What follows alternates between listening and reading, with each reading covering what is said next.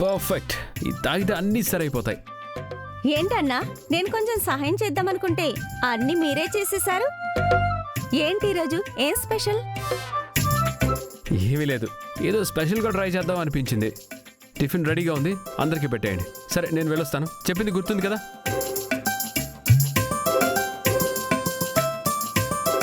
ఆహాహాహా, గౌరీ గుమ్మగుమ్మకి ఆకలి పెరిగిపోయింది. ఏ సూప్ సూప్ ఉండాలి. ఏది? కర్ణా సార్ టిఫిన్ బాక్స్ లో వెళ్ళిపోయిందక్క. టిఫిన్ బాక్స్ లోనా? మరి నాకు? పాడు కర్ణ నా ముక్కుకి పరిమళమిచ్చి నాలుకని ఊరించి తిరుపతి నామం పెట్టేశాడు. ఛీ! అక్క, టిఫిన్ రెడీగా ఉంది, పెట్టనా? నెత్తి మీద పెట్టుకో.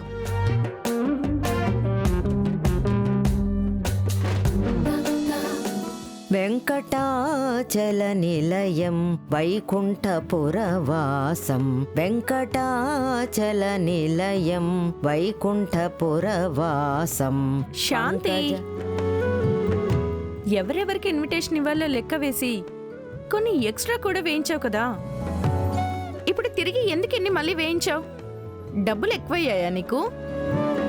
ఆ డబ్బే ఉంటే వేరే దానికి ఉపయోగించుకోవచ్చు కదా. చూడు పాపా, నీకు వీటిలో నమ్మకం లేకపోతే నువ్వు నమ్మొద్దు. కానీ నాకు డబ్బు కన్నా జీవితంలో నమ్మకం, మనశ్శాంతి, ఇవి రెండు చాలా ముఖ్యం. మీ ఇద్దరి మీద ఎవరి చెడు దృష్టి పడ్డదో నాకు తెలీదు.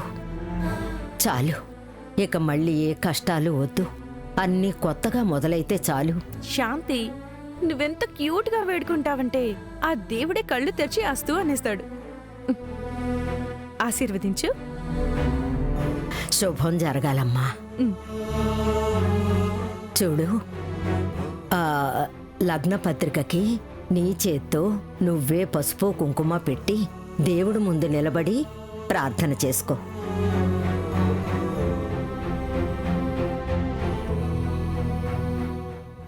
పంకజనేత్రం పరమ పవిత్రం శంఖచక్రధర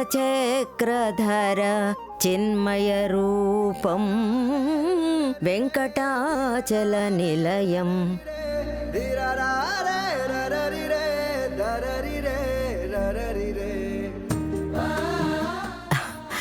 చూడు తల్లి,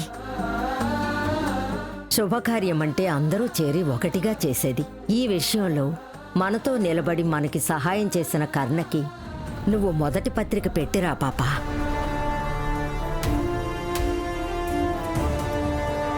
అది కుదరదు శాంతి.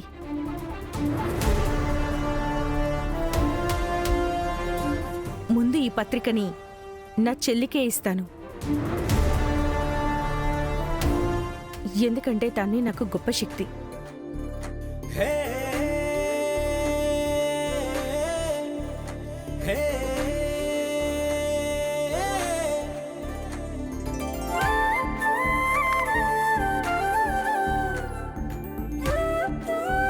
నిత్య, ఈ పెళ్ళి ఎలాంటి అడ్డంకులు లేకుండా ఇంతవరకు వచ్చిందంటే కర్ణ సహాయం చాలా ముఖ్యం తల్లి. అందుకే నువ్వే వెళ్ళి నీ చేతో ఈ పత్రికని కర్ణ చేతికిచ్చిరా. నా నిర్ణయానికి పరీక్ష పెడుతున్నావా నువ్వు? ఇందులో పరీక్ష పెట్టడానికి ఏముందమ్మా?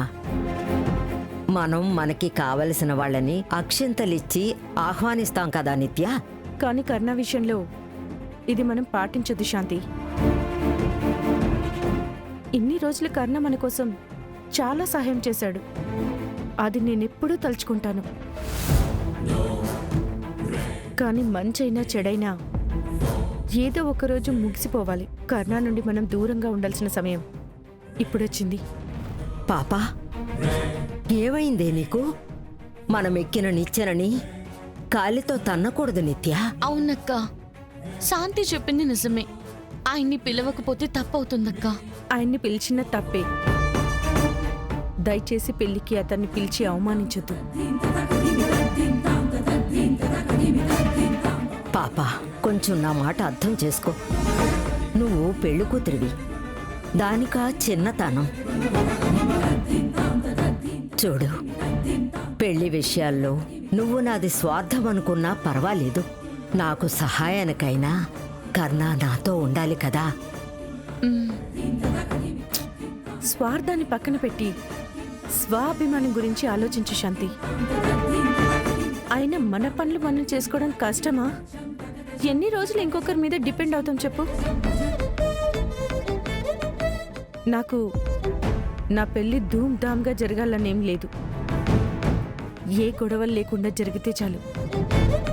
దయచేసి అర్థం చేసుకోండి ప్లీజ్. అక్క,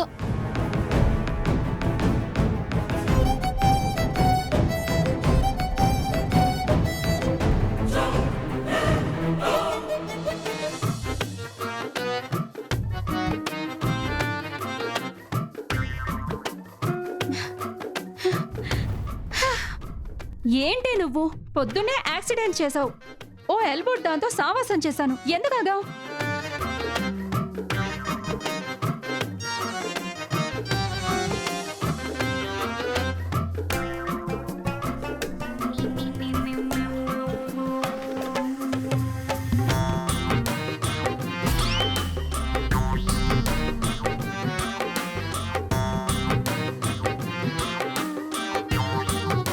ఇదేంటబ్బా, గడియారమే వచ్చి గంట చూస్తూ ఎవరి కోసం ఎదురు చూస్తోంది? ఇంకెవరి కోసం? నిధి కోసం.